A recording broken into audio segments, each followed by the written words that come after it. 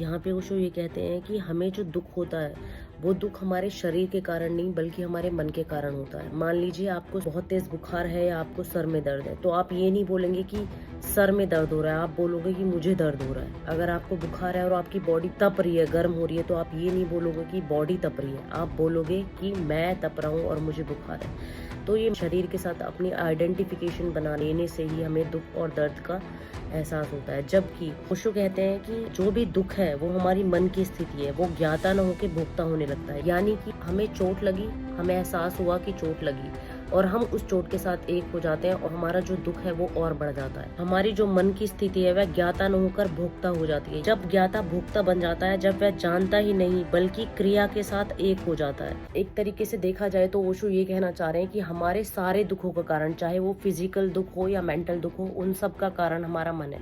अब इसका सबसे बड़ा एग्जाम्पल ये है कि जब भी आपने देखा होगा कि लोग क्रिकेट मैच देखते हैं, क्रिकेट लवर्स जो है, क्रिकेट मैच ना तो वो खेल रहे हैं, वो सिर्फ देख रहे हैं, वो सिर्फ दृष्टा है। और अगर इंडियन टीम, उनकी टीम हार जाती है तो वो किस हद तक पागलपन करना शुरू कर देते हैं।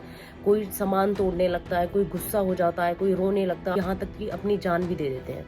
आपने खुद भी देखा होगा कि क्रिकेट लवर्स जो है वो क्रिकेट मैच हार जाने पर अपनी जान तक दे देते हैं। यानी कि वो अपने मन को इस तरीके से, इतना गहन तरीके से उस खेल से जोड़ लेते हैं कि उन्हें ऐसा लगने लगता है कि अगर क्रिकेट मैच हमारा देश हार गया तो यानी कि मैं हार गया और मैं अब अपनी जान दे दूंगा, अब जीने में कोई सार नहीं बचा।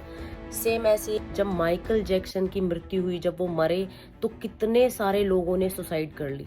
अब वो फैन थे माइकल जैक्सन के, वो उसे बहुत ज्यादा चाहते थे, लेकिन जब माइकल जैक्सन मरा तो उन लोगों को ऐसा लगने लगा कि वो भी मर गए, अब उनके जीने का कोई मतलब नहीं है अगर माइकल जैक्सन उनके जीवन में नहीं है तो। और उन सब ने सुसाइड कर लिया था।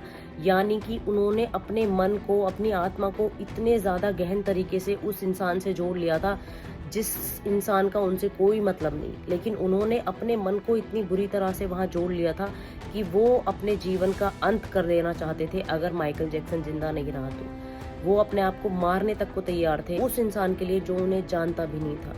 अब आप देखिए कि मन हमें किस हद तक ले जाता है। जब उस इंसान को कुछ होता है जिससे हम चाहते हैं, जिससे हम प्यार करते हैं, जिससे हमारा लगाव है, तो भी मन हमें किस हद तक दुखी करने लग जाता है।